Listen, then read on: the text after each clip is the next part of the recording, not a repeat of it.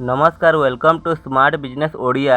आजिकाली समय रे चाकरी पछरे न गड़ाई निज गाँव में रही किसी बड़ कर निशा अनेकों पाखरे अच्छी आउ सेमिति एक लाभजनक व्यवसाय होउछि माछ चाष। आजिर एही वीडियो रे मु आपनकु जणैबी किपरि आपण अल्प पुंजी रे माछ चाष आरंभ करी मासकु भल रोजगार करिवे। माछ चाष पय सबुठारु गुरुत्वपूर्ण हेउछि पोखरी। एमिति जगह बाछंतु जेउथिरे अति कम रे 6 रु 8 घंटा खरा पड़ुथिबो ओ पानीर पीएच स्तर 7.5 रु 8.5 मध्य रहिथिबो। आम ओडिशा रे साधारणतः रोही भाकुर मिरिका माछर चाहिदा सबुठारु अधिक रही थाए। सबुबले एक विश्वस्त हाचेरी उन्नत माछर जाँला किणंतु। पोखरी रे जाँला छाड़िबा समय रे सकाळ किंबा संध्यार ठंडा समय बाछंतु। माछंकु ठीक समय रे खाद्य देबा निहाती जरूरी होई थाए। आपण बाजार रे मिलुथिबा फ्लोटिंग फीड बा भासमान खाद्य देई परिबे।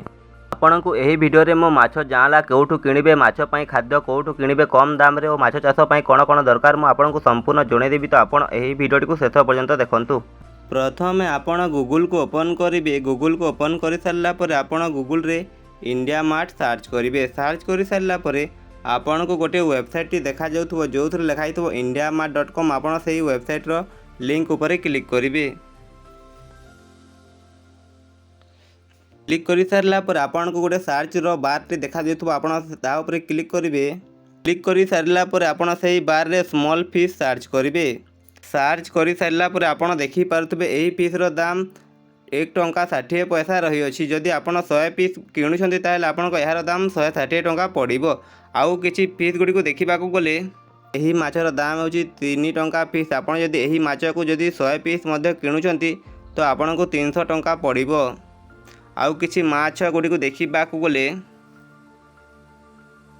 आपण देखि पारुथबे एइटा होछि आपण को मागुर माछर छुआ। एही माछर दाम टे होछि 2 टंका 30 पैसा।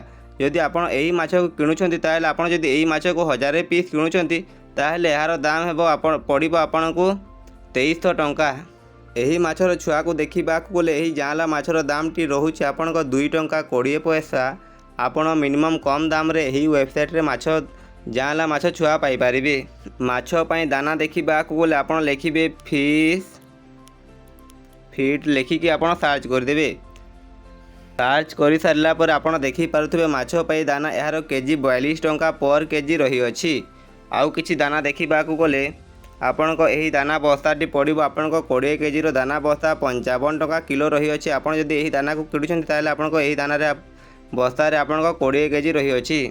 एही दानार रेट है आपन को 70 टंका किलो पड़िबो जोटा कि आपन को 25 केजी रही अछि।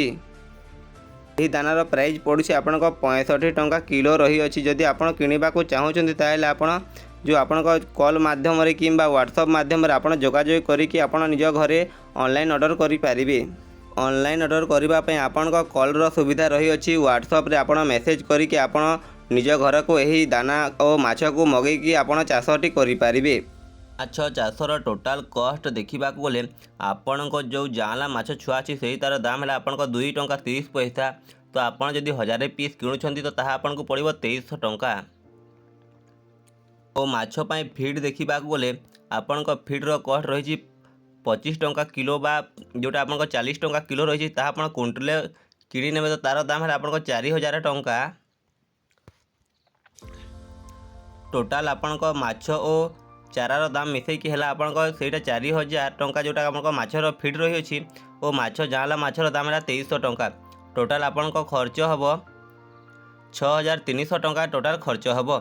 ओ आपन को जो अन्य किछि सामग्री पय खर्च होछि सेटा आपन को मिसेकी टोटाल आपन को 8000 किंबा 9000 आपन निजर घरे आपन निजर पोखरी रे भल माछ चाषटी करिकि भल रोजगारटी करि पारिबे। ओ आपन सेही माछ चाषरु बहुत भल प्रॉफिट मध्य कमाई पारिबे।